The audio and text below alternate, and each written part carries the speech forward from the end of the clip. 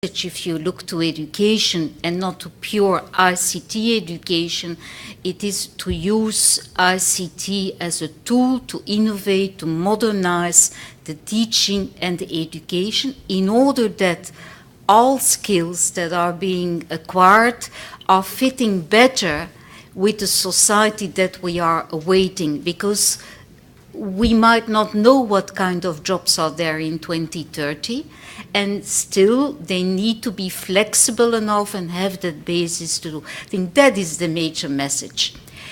When you hear that a lot of member states do take up coding, it is because coding is not always programming. We haven't touched about the philosophy and the rationale behind coding, but the interest in coding came from a similar approach that coding offers students and learners a kind of language and frame to better function in a digital society.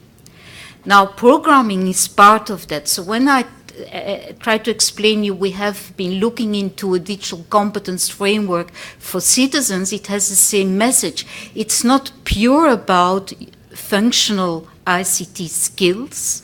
You are not all becoming an ICT professional, but students at least should be able to learn to work, to use e-commerce, e-health, to really be in a digital society. And for those then that are more interested, they should have the basis, and coding is the basis, in order to go to an ICT career or a STEM career and to do that. So that, I think, is more the message.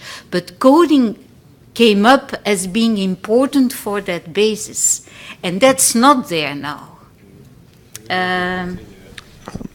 So first of all, we're focusing here on high school, right? In high school, coding is probably something like second writing.